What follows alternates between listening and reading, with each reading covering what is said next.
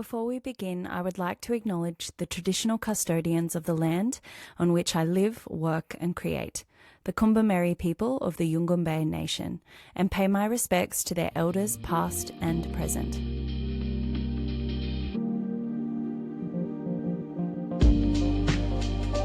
Hello and welcome to A Nourished Woman, the podcast. I am your host, Mikka Raer. This is a conversational series created to guide women towards a more true, whole, fulfilling and joyful way of living. Together with some truly incredible guests, we embrace what connects us to our vitality and some of the ways that we can nourish our minds, bodies and soul. A nourished woman represents a return to wholeness and reclamation of our innate wisdom, our body's intelligence, our appetite for life, and our capacity for joy, play and pleasure. It's about moving beyond mere survival and embodying a nourishing and generative mode of living that is aligned with our values, our energy, our desires, and honours the season of life we are in. Thank you for being here. Enjoy.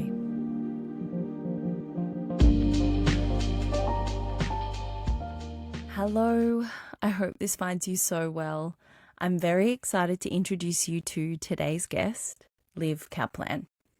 Liv is a holistic nutritionist, a self-proclaimed healthy chef, as well as a recipe and content creator. She specialises in sugar-free and gut-friendly recipes with a focus on the magic of real food. When it comes to wellness, Liv believes it's about what you can have, not what you can't. Her mission is to bring love and positivity back into food, everything from cooking it to talking about it to eating it. In this conversation, we discuss what holistic nutrition is, her mission to cultivate love for real food, what she believes stands in the way of women achieving optimal health, a post she shared that ruffled a lot of feathers, extremes in food culture, and modelling healthy behaviours for our kids. Liv is a wealth of knowledge. I have personally cooked several of her recipes. They're all simple, vibrant, full of flavour and incredibly delicious. I hope you enjoy this conversation.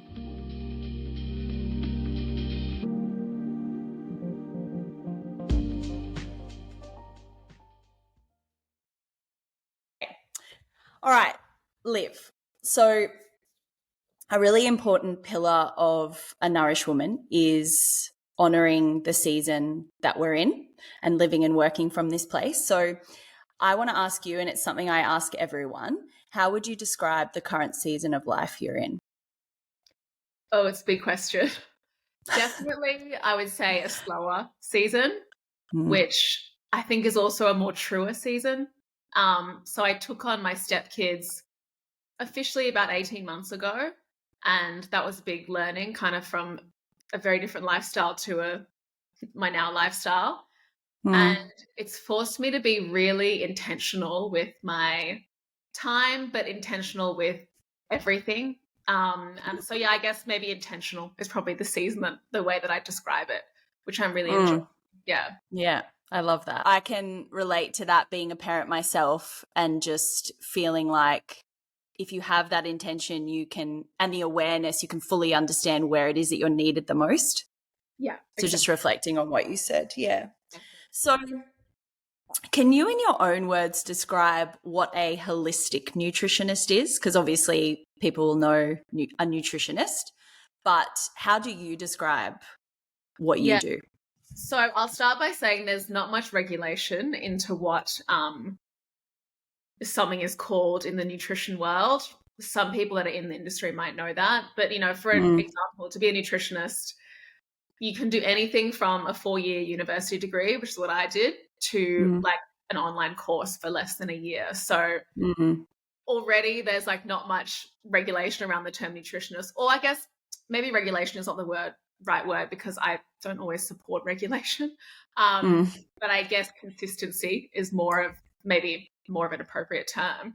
So when it comes to holistic nutrition, it's even less kind of, I guess, officialness, but that's just what I call myself. And that basically just means that you look at the whole body as it works together. And so we're not just talking about food, which more conventional nutrition probably would be. It's like just food to a specific outcome, whereas my interests span from anywhere from how your thoughts affect your choices, how where you grew up, and perhaps how you saw your parents eat. That might affect your choices. All of this is part of nutrition. And so my main thing is that I say there's more to healthy eating than healthy food.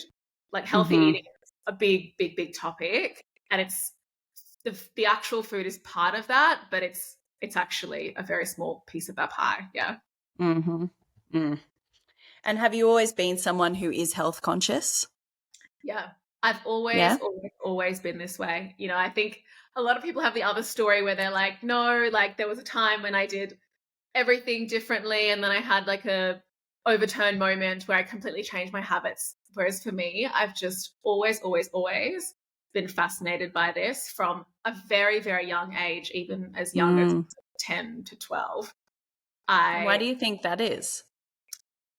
I think a lot of it is just who I am. Like it's just my true essence. It's my natural interests. And that's why it's stuck with me for so many years, because that never goes away, your true self. And I do think there's like a lot of it to do with my dad. He was the exact same. Interestingly, I still think that was more genetic and just who I am, because I was kind of too young to really have a grasp on what he was doing and how that might be different to other people. But yeah, I definitely think that it's just who I am. And I think I inherited from my dad, because as an adult, I've seen all the things he did growing up. It's very much the way that I am. Yeah, you can reflect on that. And so what has the journey been like to get to the work that you're doing now? Long and bumpy. Certainly not a smooth, clear ride. And I think that's really important, because, it may look that way from the outset, but I don't think anything that's worth having comes with, clarity and all those things. So it basically, I've always been guided by my natural interests. Like I said, I've always been interested in health and nutrition. So when I went to university, if we can start there, it was just a natural choice of what to study. Actually, to be honest, even then, I didn't actually study it at first, because someone told me, even though I wanted to, someone that I really trusted said, you don't want to be one of those girls who does nutrition. They all have eating disorders. And that really stuck with me. And so I was like, wow. like, oh no, I don't want to do that. So I went down for a year. I did another science degree. And then after the year, I was like, what am I doing? I really want to do nutrition. So I changed my major to nutrition. Yeah, even that wasn't smooth. And that is something that is me through and through, is food and healthy food and all those things. And even then I still wasn't totally clear. Yeah.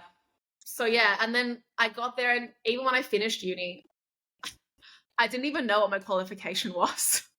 No idea. I had to Google what you call yourself with a degree. I had a Bachelor of Science with a major in human nutrition. I didn't know that was called a nutritionist. I had no idea. So certainly not smooth. And then let alone what career opportunities or where that goes. I've kind of just taken the next step and just, I've always been really, really strong on what I don't like. And that actually is really proud of. And I look back and I'm like, thank God I said no to a lot of things. And I didn't know at the time. Now I can see they were wrong for me. And like, this is the power of saying no. There is so much power in when you say no, sometimes more than the things that you say yes to. Totally. I think it's hard to get clarity when you're like, what do I like? It's really, really hard. What do I enjoy doing? But it's generally much more clear what you don't like. You get a much more full body. And even if it's not coming from up here in your head, like it's more of a gut reaction of, and if you can use that to guide you and make sure you listen to those gut reactions, like that will guide you towards what you do like doing. And I mean, by the sounds of what you're saying, it seems to me that, you are someone who's been quite connected to your intuition and values by the sounds of it as well, and what was like most important, and kind of allowing that to guide you. Why do you think, like, how do you think you've been able to foster that connection? Because I think and I know from previous experience, having been quite disconnected from mine, I think it's quite common for women to experience that. So I'd love to know from you, what do you put that down to? I think a few things. Number one, just a natural who I am. Um, I'm an Aries. I'm very confident in who I am. Number two, my parents. Yeah. And number three, my school. I went to a very interesting school where you were really encouraged to be your own person. Mm. And, I That's always rare. very the thing about the school I went to is that there was no mold to fit. So, when you're a teenager, all you want is to belong and to be part of something that everyone else is doing. Which Yes. had I had that available to me, I probably would have done that and followed what all the other girls were doing. But because there was no normal, I had no choice but to find what I actually enjoyed. And I really, I think a lot of it comes down to that. And then general support from my parents, who always just, love me for me and encouraged me to do what lit me up. Yeah. Yeah. So was that an independent school, just out of interest, or? As in like a private school. Well, was it a private school? Yeah, or was it like? Yeah, I think a lot of the independent schools are private, but yeah, or was it like an alternative learning situation, or? Not at all. It was a fairly Mm. like it's it was a newer school. I went there in year 4 and I was the first year 4 year. So it was just Okay. very much it was started by to a guy who was gay, and I think he wanted to see a different school support system he never had. He's from South Africa, so the school comes from South Africa. And Okay. that was certainly what it was like. It was just you were very encouraged to be who you were. And it was very different to the standard school system where you were really forced to look a certain way, to have your uniform a certain way, this, that, the other, which tend to, I think, like also made us look a bit disheveled outside of school because we didn't have uniforms and like we were allowed to wear our hair down, you're allowed to wear jewelry, you're allowed to have nail polish. All these things just so minor and kind of superficial, but it was just an indication of how they were like, that's not important. What's important is grades and how you try and all those things. Love that. Need to ask you where the school is after this. What is the mission behind the work that you do? Oh my goodness.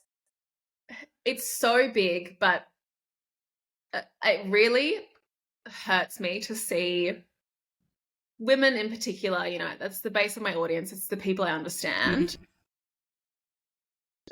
Just not, and living up to their potential is not the right term because I feel like that's very chasing and it's very like, but I'm turning 30 next year and I grew up in this environment which I felt so ugly. I felt so undesirable. I felt so unintelligent. I felt like my self-worth was honestly so far down the drain and for nothing because none of that was true. And it really held me back until I had a real moment where I learned that I was holding myself back.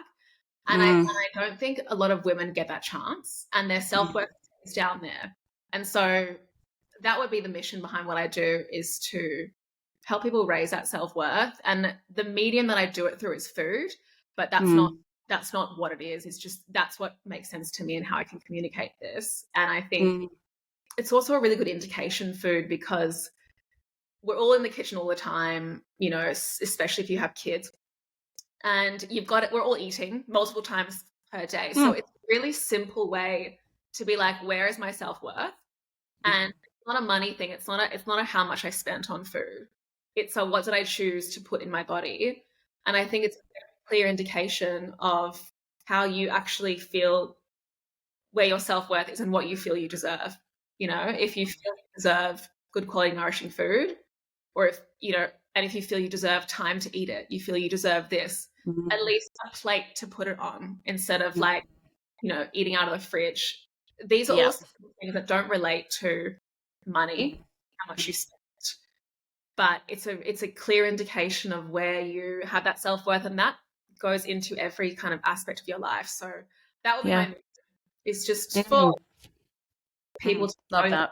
and I look at friends who don't have that, and I just want to scream at them, and I'm like, you are amazing, and you're like, I can't, and I understand where you're from because I grew up in the same environment, and we had Yeah. all the media and the magazines telling us certain messages, and I'm like, I can see, I get it, I was there, but it's so disheartening to me to see people just not know how amazing they are. Yeah. And that's the thing, when you know that, when you feel that way, your priorities shift, and then you make that more of a priority. Yeah. And also, like, with the time eating and just being able to like actually sit there and eat the food, have a connection with the food that you're eating, and taking time, like this mindful eating, I think is so important. As well as, making sure that you have enough time to prepare. And actually, it's actually not that difficult. And I know you know this too, to kind of, and you don't even need like a full day to kind of, prepare a meal, but making that a priority, it does relate. Yeah, absolutely. And that comes back to that holistic aspect where connecting your mind to where the food came from, and all these things make a huge difference and create this holistic relationship with food, which is also the same as, it mirrors your relationship to yourself and your relationship around you, your relationship to the world, like the earth, where this food comes from. So you can't have one without the other. Like, you can't have well-being without this greater connection. Yeah. Absolutely. Yeah. And I think I read off the back of one of your amazing newsletters, which I do want to dive into one of those in particular, but I think I read a line where you said you have a mission to cultivate love for real food. Yes. And I just love this. Yes. And that, like, I can go into that because it's a huge part of I love you too. Yeah. Which is that food is amazing, but, Amen. but, we are all way too familiar with this incredibly negative way that food is spoken about, specifically in women. This is like, if I can take language from like, my parents' generation, it's like, is this fattening? I've had plenty of people kind of in that generation ask me, is this fattening? And I'm like, I actually can't answer that question because it's so like wrong on so many levels. It's that what things I've had asked by people my age and below is, what's a good food that's low calorie that I can eat, kind of basically saying, what can I mindlessly shove my face with? Yes. Where the obsession with like the popcorn and the carrots, and like, there's nothing wrong with those foods, but like, it's this completely wrong attitude, and the 300 calorie tubs of ice cream. It's this completely complete disconnection. Like, how can I shove my face with food that doesn't count towards my calories because everyone's so obsessed with calories, and it just becomes, and then when people do indulge in quotation marks in food that makes them feel good, whatever that is, and there's no judgment on what that is, whether that's roasted sweet potato or a bowl of pasta or chocolate, whatever it is. And what comes with that is a huge amount of guilt, which completely overrides the positivity of that experience. So that was and I think affects your digestion. If you have that experience, like I have noticed that in myself, and I think it's something, I think a lot of people experience that, issues with the digestion, because they have this level of guilt over what they've just eaten. And that's scientific now. That's very much like your mental state, your mental health, and certainly your nervous system state affects digestion. So, I mean, quite literally, if we're in that fight or flight response, our energy is not going towards our digestive system. It's in the it's going towards different places. So you can't, that's why the opposite to that system is called the rest and digest, because that is where you digest food. When we're in fight or flight, it's not time to digest food, and you get indigestion because you're not digesting this stuff properly. Yeah, absolutely. So that, and I love that, because that's something in holistic nutrition and even just intuitive health where, like, that's true. and it's reflected in the scientific literature as well, which I love. Yeah. I mean, there's so much new information coming out all the time. Yeah. Oh my God. Anyway, I could like talk about this forever. um, can you share some of the ways that we're speaking about women here in particular, can reclaim their health and vitality? Yeah, I think first it's got to start with your thoughts. So be careful about any language you use out loud or internally that says this will make me fat. This is bad. I can't stay away from sugar. I'm just not one of those people. I can't eat well. I can't cook. Your words become your reality. And so that's, I think, a really easy way to start. And I've spoken to a lot of people, and one really simple thing that I've worked on with people, and that people have just told me that they do themselves, they just one day were like, I identify as someone who eats well. It sounds so simple, but for a lot of people, that's a really necessary first step, because especially people that didn't grow up in an environment where there was healthy food around. Like you're like, I am this person, because generally that's what you want in your, like, inside yourself anyway, and you know that. Like all the binging and the junk food is generally, it's not what you actually want. It's just like a emotional reaction to something that hasn't been expressed.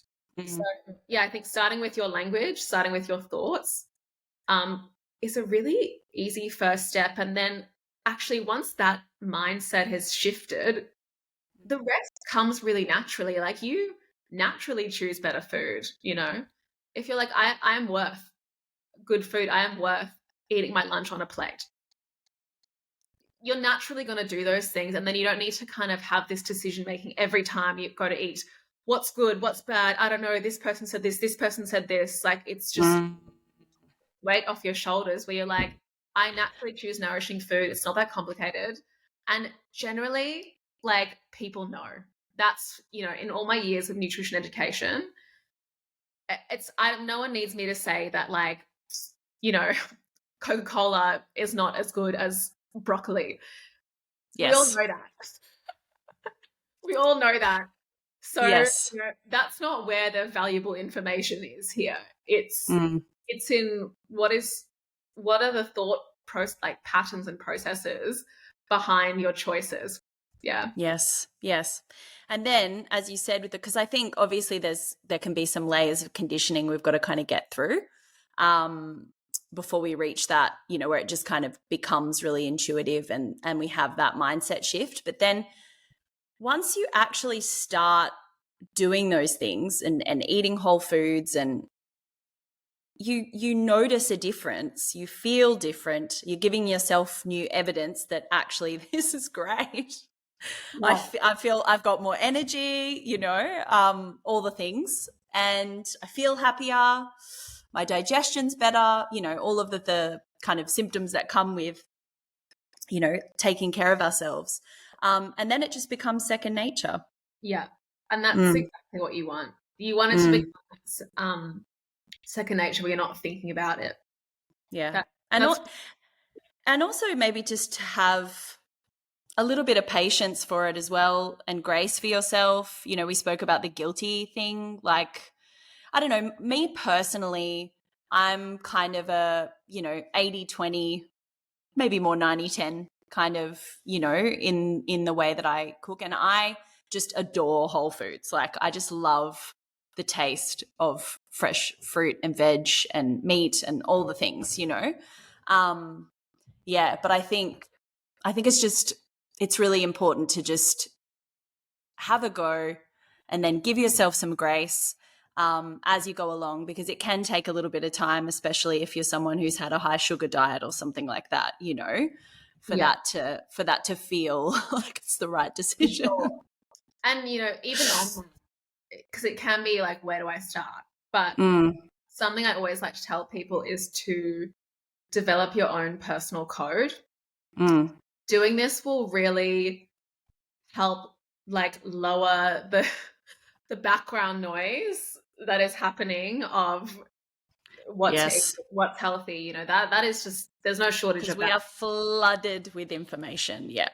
Really, that it can cause you to be a bit stagnant where you're like, I'm Yes. frozen, I don't know what to do. And Yes. something to do here is to, I call it the personal code, is to really look in and go, and this will help because it doesn't matter what stage you're at of this journey. You go, what makes me feel good? And this is for you and you only, and it will look different for everyone. And Yes. 4 things or less, 3 things where you go, I know based on my experience. And when you tune in, you do know those things, you know. It might be in the morning, I don't feel good when I eat straight away because I like haven't woke up, I haven't calibrated to the day. In the I need to, okay, I'm going to wait an hour and then eat then. You know, I'm going to have a cup of tea first. That might be your personal code. Your personal code might be, I need to eat breakfast. You know, if you don't do that, your personal code might be, you know, for me, mine's snacking. I'm not a snacker. And my digestion is terrible when I snack. Like I'm much better with like 3 really good, very nourishing full meals. Yes. So, you know, and of course there are times when like I start snacking and I get a bit of those sort of habits, and I always need to come back to my personal code and go, okay, I know that that's not good for me in many ways. I've made the mistake hundreds of times before that I'm like, I always need to, okay, I need a bit of recalibration here, come back to my personal code. But if I was to go and read all this information on snacking, which for some people, like you need to snack because of this, that, the other, which might be great for someone else, I Yes. would be really confused. And I'd go, okay, I kind of feel like eating. I don't really know. But I'm like, I just have to drown out all that noise. Like, I know for me, snacking doesn't suit me. And so I just focus on that. So I think that's really important is like, what are your sort of, your 3 things, your 4 things? And you just have to, even I get overwhelmed with the information choices. And coming into that rest state, that nervous system state where you're calm is going to help with that because you make much more logical decisions than acting. Basically, instead of like acting from yourself and what you want, when you're in that fight or flight mode, you're in a response. You know, something stressful happens, you need to fix it with dopamine, which might be a sugar hit or a social media hit. Like that's in this reactive state. Whereas when you allow yourself to calm into that rest and digest, you go, the last thing that's going to be good for me right now is sugar or like to sit on my phone for an hour scrolling. And then you can make more of those better decisions. Yes. So what are some practices that you have implemented into your life to help with that kind of being in that rest and digest state? My one thing is that in the morning, I just sit for 5 minutes drinking water with nothing, no distractions. And like, I think it's really important here to keep the bar really low because you can't be like, I'm going to do this 3-hour routine every morning and all these things. Like it's well, this is the thing. It actually can be quite simple. Yeah, it always is simple. So that's one thing is that, and that's just my morning of like, and I try to do it outside, especially in like the Yes. And then that really just, that's great for me. And then before I have my coffee, I do a meditation.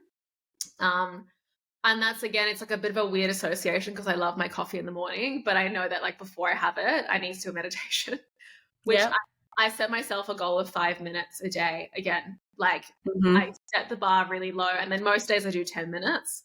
Much, but I know that like, you know, sometimes there is a lot of friction and I'm going, okay, do I actually have 5 minutes? I always have 5 minutes to do that. So I think 5-minute rule is like a really, it's a hard thing to actually, you know, like, oh, I'm going to do this and I'm going to do that. It's very easy to override that with your thoughts and stuff. So those are 2 small things. And then it depends what my routine is with the kids because it's different every day. But generally before they come home, I'll make sure I don't work up to when they come home. I'll make sure I stop. And generally I actually get in the shower.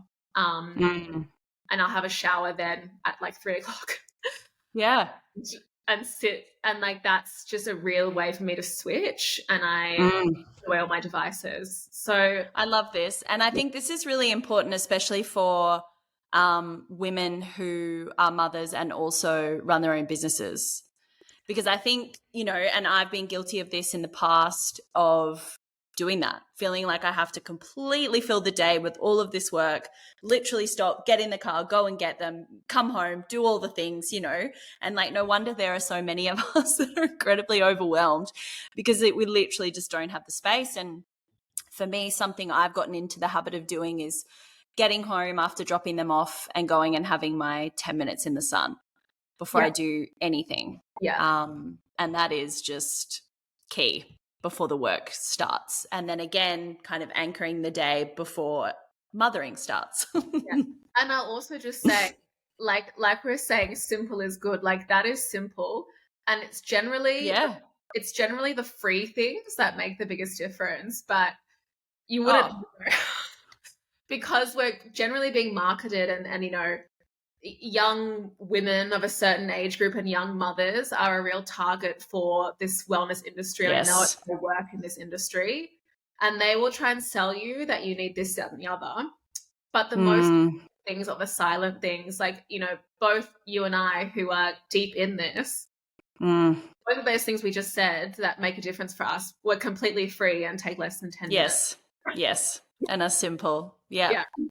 Absolutely.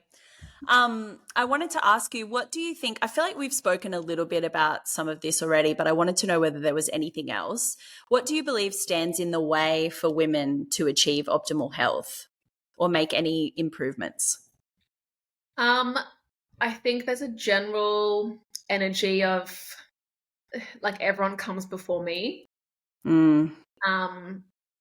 I would have to say that probably is what stands in the way the most, is that it's very hard for us of this sort of generation to see the value in prioritizing ourselves, and it's immediately seen as selfish, and then we don't identify with it, and then we go, okay, I can't. And like I even feel this myself, and I've been able to very much, I always put it down to being an Aries, very much prioritize my health and wellness, but it pops up in other places. Like recently, my wardrobe was just a complete, like messy. So that, when you have a whole month where you're just shoving stuff in and and yes, can relate.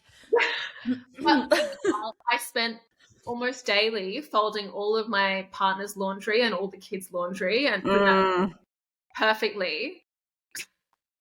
Yep. And then I remember my partner, because he's very clean, and he was watching my wardrobe just get more and more horrendous, and he goes, I don't know how you can function like that. And I turned to him and I said, I can't, but I said, that's the point. But at the end of the day, like, I'm just sacrificing myself because I'd rather and I don't have an answer to that, because we all live, other people have needs, but that's just a clear example, like where I couldn't prioritize that. And he was like, how do you function mentally like that? And I'm like, I don't. I'm just like, yeah. So I can see how that happens with food, when like you're busy doing everyone else's stuff, that you're just like, I don't matter. Yes. And things don't matter. Yeah. Yes, absolutely. And what you said about snacking earlier made me think, I feel like snacking is something that really sets in when you're a parent, because I feel like for a really long time my life just revolved around making snacks for everyone all the time. And when you're doing all those things, you're not going, you're just literally eating like what's left, or you know what I mean? Like, and not prioritizing, making yourself something different, or maybe making something that everyone just eats instead of a million and one snacks, Yeah. I think I love that. Yeah. Food wise, I'm so like, I just know I've made the mistake in the past, and I've felt the problems that come from not prioritizing just my simple basic, just eating well. That I've experienced the worst, that I won't go back there. So sometimes you need to kind of drop off who realize your non-negotiable is you need to kind of cross the threshold and then go, okay, that's where my non-negotiable is. Yeah, absolutely. And I mean, the truth is that as you know, if I speak from my experience as being a mum, when I sit in that, place of like martyrdom, I think everybody suffers ultimately. Because I suffer, then everybody suffers. And this is the thing, like mothers are literally like the center of the family universe, so to speak. And when we're not well, then the whole kind of ecosystem of our family just doesn't operate well. So, and I've definitely seen that and experienced that firsthand. And I see it with a lot of friends and just women that I know as well. So I'm glad you brought that up, because I think that's a really important topic. Very much so. But I still don't think we really see it, you know? No. I think in the moment it's really hard to get your head around. Like if I'm like, can't do all these things and I'm not prioritizing this, then everyone suffers. Like I still don't think people see it that way. They still see that as a No, I agree. There's a judgment placed on a woman who might do something for herself, which is really sad. And that's no one's fault. That's just kind of, unfortunately, those stories that we need to collectively rewrite. Absolutely. So I mentioned your newsletter earlier, and I wanted to speak a little bit about the latest one because I feel like it's really important. So you recently shared a post with the caption, "Isn't it strange that our society eats so much junk food that eating real food is considered a diet?" And in your words, in your newsletter, you said it ruffled some feathers. As a side note, I completely agree with this sentiment. And yeah, continuing on with it, something that you kind of expanded on in further into the newsletter is something that I want to read out here, which is, if your food choices may be described by the average person as weird, you are probably doing something right. If you aren't actively deciding and prioritizing what healthy eating looks like to you, the big food manufacturers are deciding for you. And it's not your personal health and well-being that is guiding their decisions. So I'd like to get into this, and I'd like you to kind of expand on why you felt it was important to share this. Yeah, I mean, I think it got to a stage where I just saw so much stuff out there that I did not agree with. And it kind of made me feel for many years like maybe I'm in the wrong, which I always think is a good way to kind of test you don't want to be that person who's like, I'm right, which I still don't think. But I saw that there was like two camps that people fell into, which was this like healthy obsessed person to the point where I was unhealthy, or the opposite. And I was like, neither of those align to me, nor do I agree with. And they're extremes. Extremes. Yeah. And, it, like we discussed my mission earlier in this episode, that it was about cultivating a genuine love for real food and a genuine healthy relationship with food. Yes.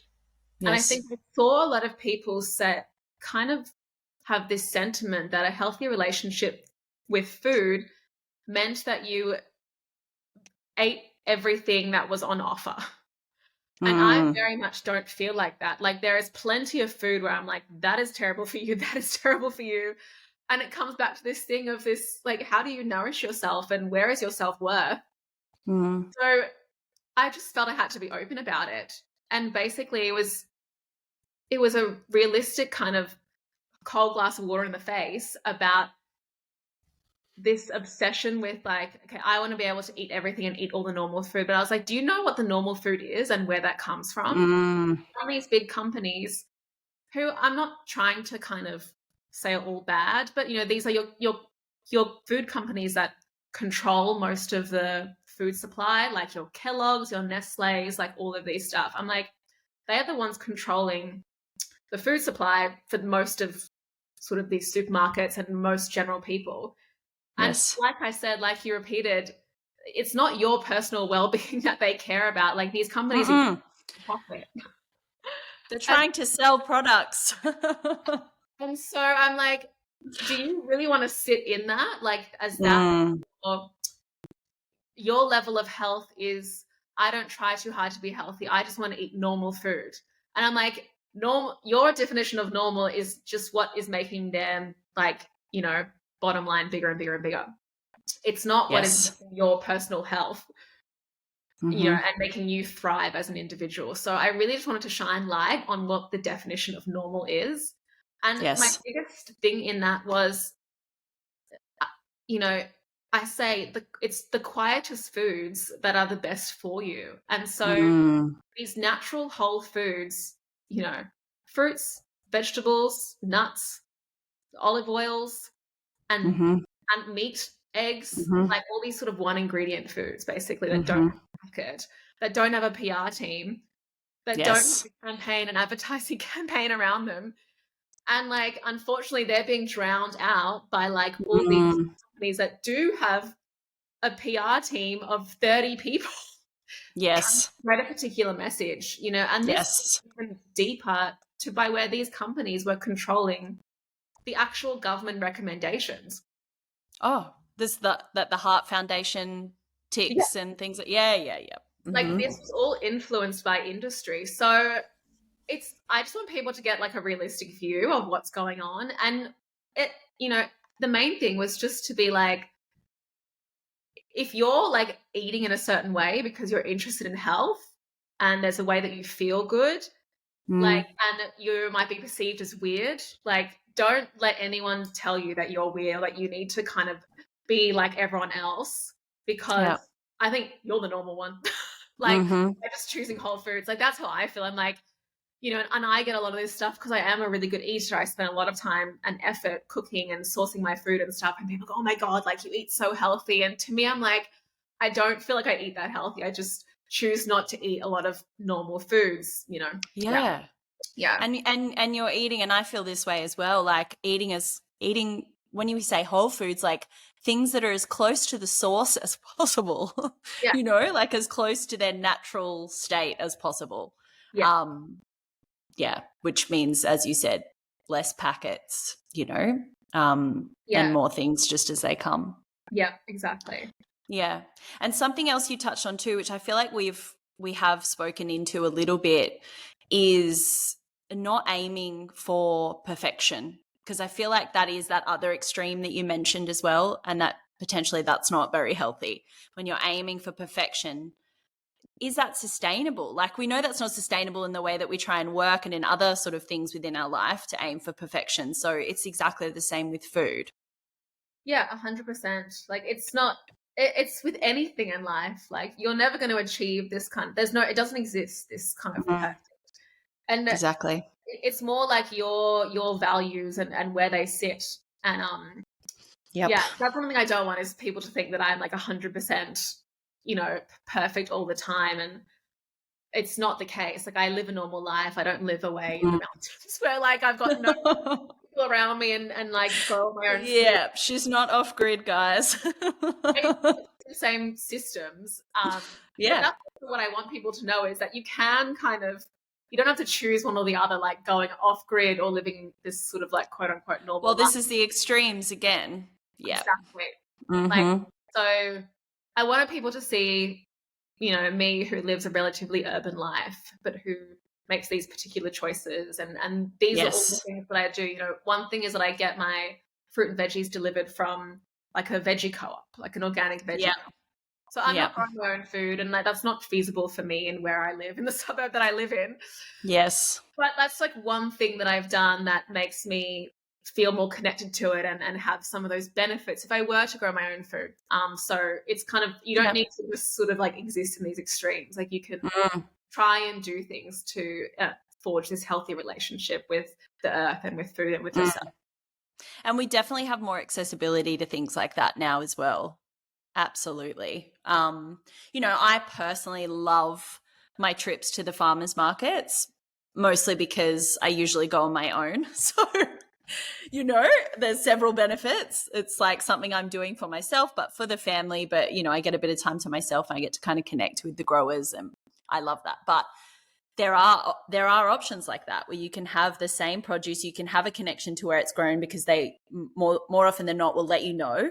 I remember ordering from one where they would like they actually shared the names of the farmers and, you know, pictures and like updates and things like that. It's like the best. So yeah, there is so much more accessibility now, which is a wonderful thing. Yeah, I totally agree. And my one does the same thing. Like you can see exactly the farms Yeah. and they're all within 5 hours of Sydney where I live. Yeah. Which is so nice. And what was the other thing I was going to say there? Oh yeah, that was like, you know, one way that I've made it work for me is taking on the kids and all the cooking that I do. I get most things delivered because, Yeah. you know, I'm like, okay, my time is now worth more than I can't spend. Like, you know, and that's going to be different for everyone, but that's something where I've been like, okay, like I need to change this because I can't spend 3 hours every, like twice a week shopping and all this stuff. Yeah, absolutely. At a click, like one way that I've made it work for me. Yeah. And I kind of interchange between that and going to the markets where spacious. But my weekends aren't always spacious. So, you know, with sport and all the things. I'm glad that we spoke a little bit about this, like speaking into the next generation, because I know something that's important to you and through your work with your other brand, Sunbaked, is modeling healthy behaviors with kids through the act of cooking with kids. So I'd love for you to speak into that a little bit as well. Yeah. So I love Sunbaked. It's been my little like side heartfelt love project. Yeah. Which started because when I took on my stepkids, they were very young. They were 18 months old and almost 3. And I just, you know, when it came to bonding with them, that was just something I could do with them. That was very easy for me. They loved it, of course, like what, you know, little toddler doesn't want cookies and you know, they find everything interesting. So they find mopping interesting. So like I really enjoyed, I just did that a lot. Anytime I could with them, I'd bake. Yeah. And, you know, you need special recipes to kind of make with them. Not specifically for kids, but just, you know, you want easier things. You want things, basic ingredients. And then, of course, I wanted, you know, stuff that was wholesome, that wasn't filled with sugar, filled with crap. So, you know, and I've got a bank in my head of all these recipes that I can make with them. But I was like, okay, like, and any kind of teaching kids how to cook stuff online, it was all, you know, your food coloring, cupcakes, and all the stuff that I grew up learning how to make, which was great. Yeah. But I was like, I don't want to do that with them. I don't have food coloring in my house. I don't have like all these ingredients. I don't particularly want to introduce them to that if I don't have to. When they find like, you know, more wholesome stuff, it's still chocolate cookies, makes no difference to them. Exactly. So, a little way that I could do that. And yeah, I found like, you know, kids love treats. I don't think that's avoidable. No. But if they know what goes into it because they've made it themselves, there's just so many positives. They genuinely know the work that goes into it. It's not this thing that like cookies just grow on trees and are just everywhere. appear. Like someone has made that. This is what's gone into it. It's gone into the oven. The ingredients have come from somewhere. Is one thing. It's like it gives them a bit of perspective on where this stuff actually comes from. And it was a really nice way to start conversations about like, you know, where a plum comes from and where this comes from and where come from, you know, and this is all stuff that's interesting to them. And then I would show them little videos like I'd find. You know, if you've seen a cacao, like how chocolate's made from the cacao, I saw it when I was in Hawaii.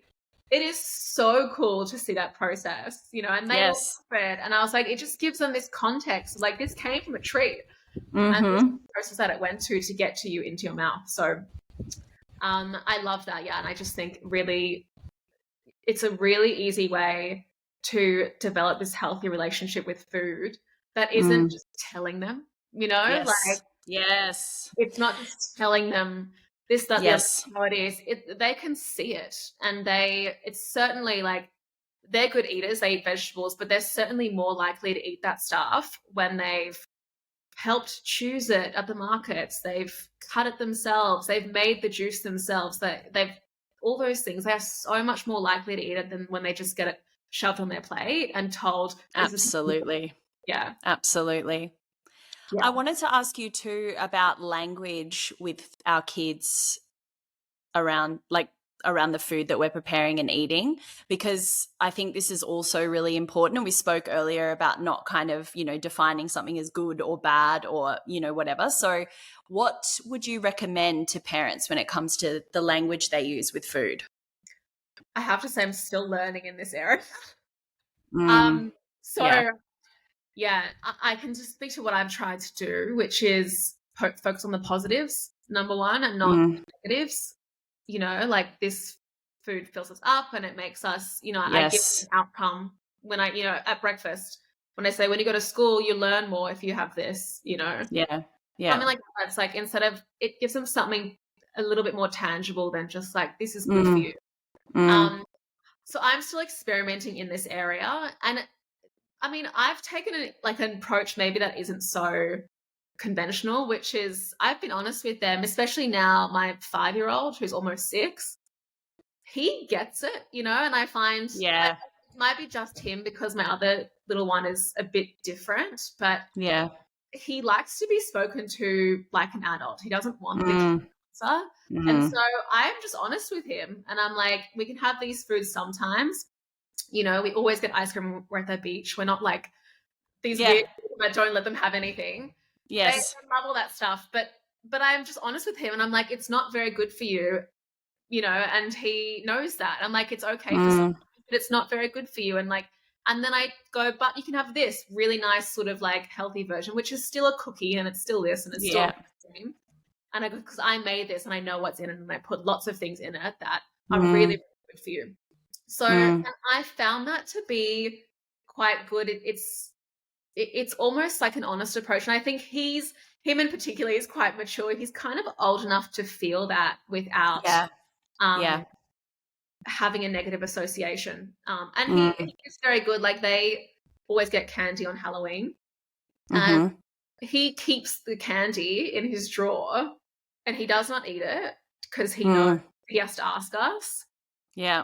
And I don't even think he particularly wants it. I think it's more just, and he's had candy in his drawer for 2 Halloweens in a row.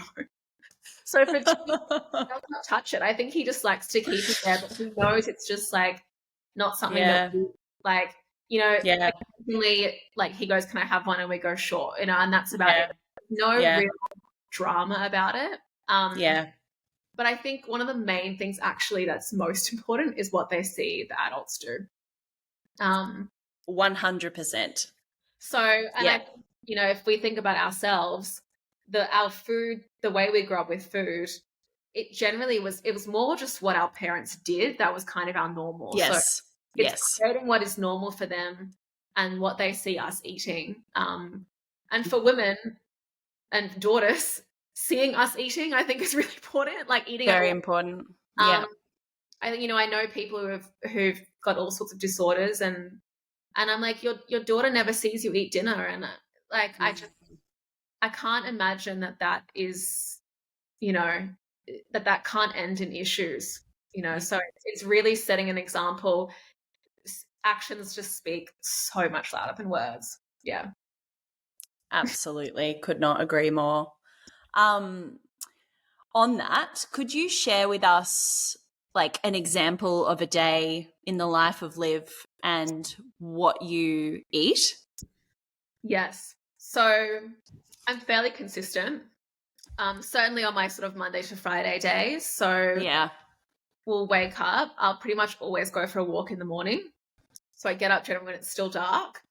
And because, we've just gone back to school today, so school mornings, that I've always packed the school lunches half the night before. So it's like... Yes, so do I. Yeah. I know that my mornings mean so much more to me than my evenings, so I'd rather spend time. Again, that's just like for me what I know is good for me. So that's mostly done. I'll always go for a walk in the morning.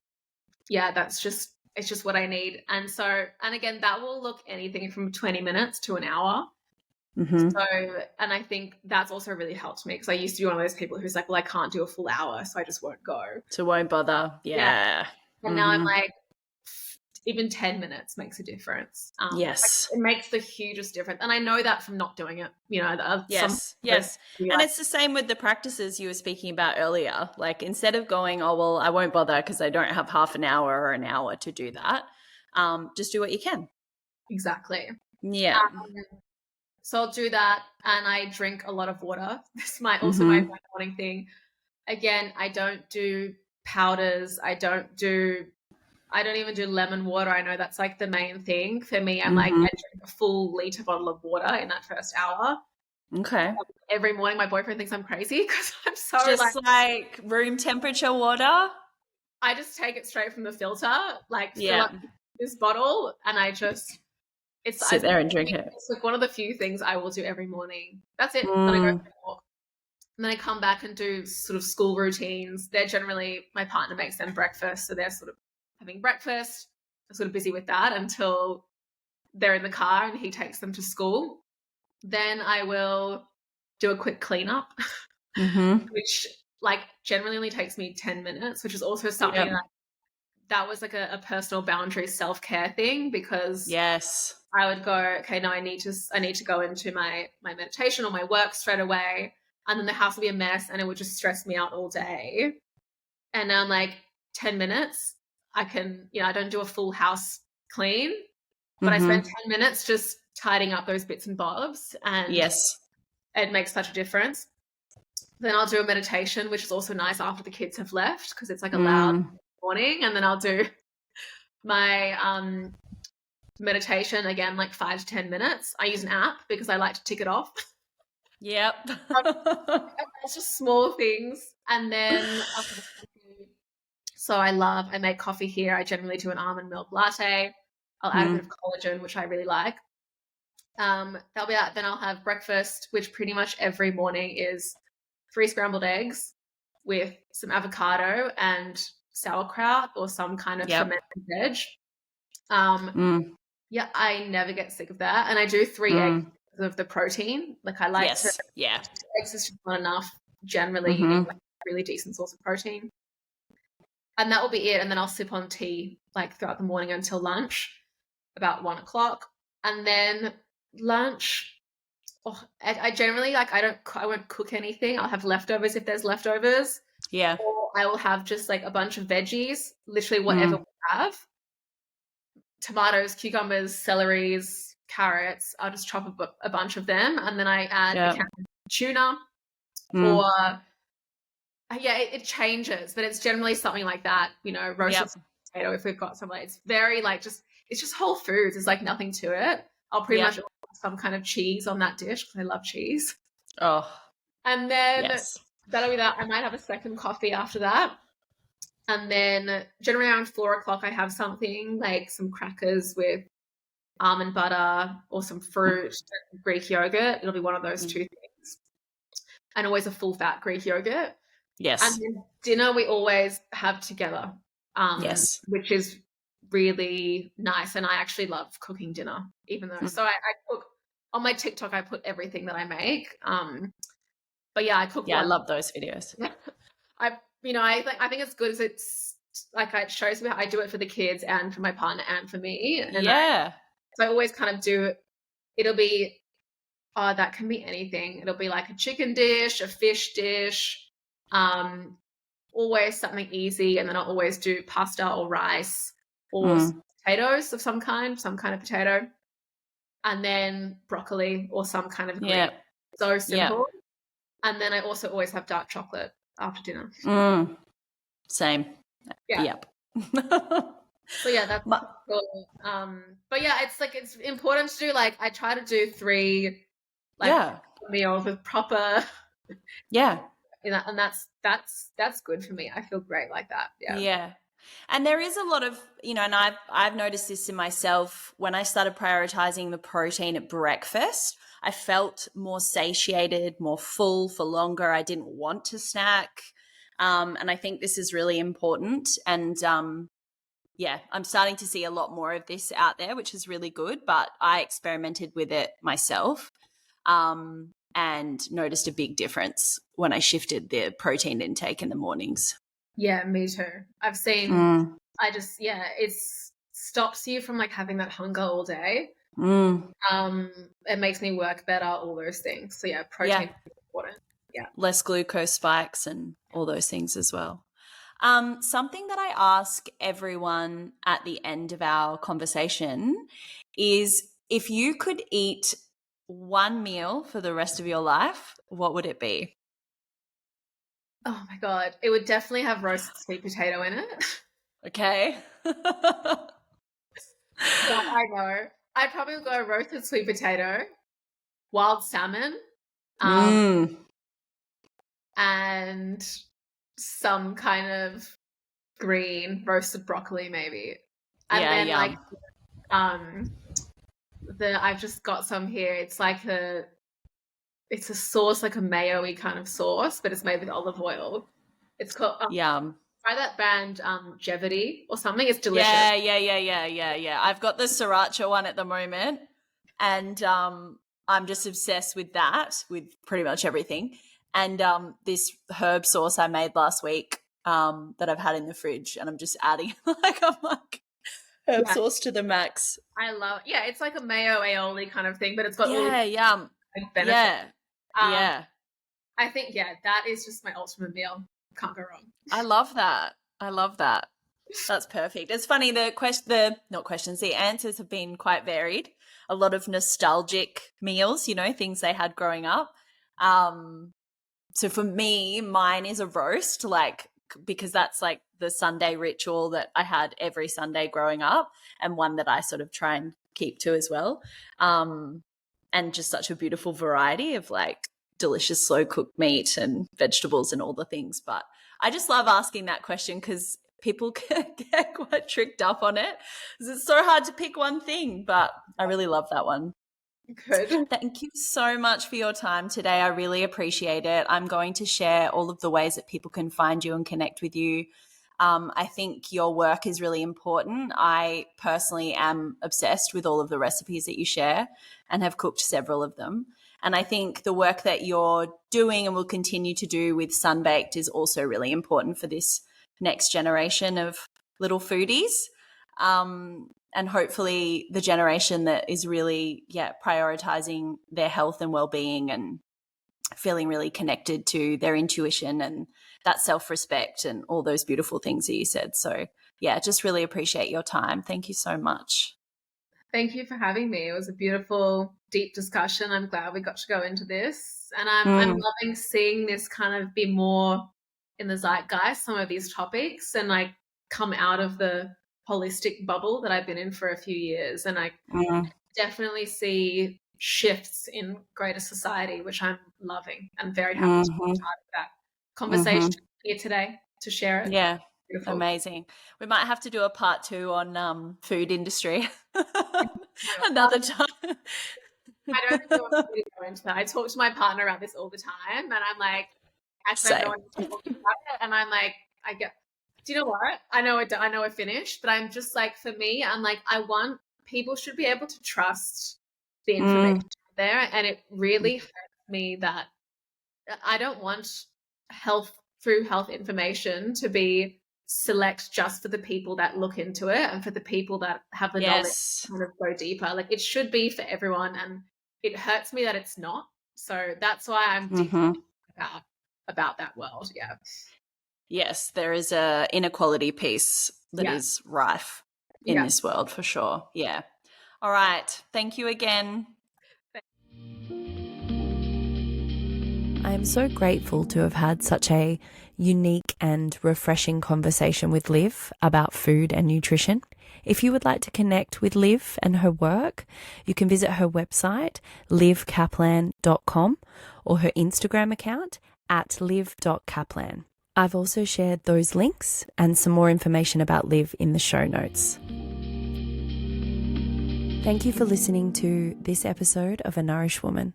I hope something in this conversation resonated with you, and if so, please share it with a friend. You can hit follow or write a review, or simply share on social media. It would be amazing. Thank you so much again for listening. Until next time, take care of yourself.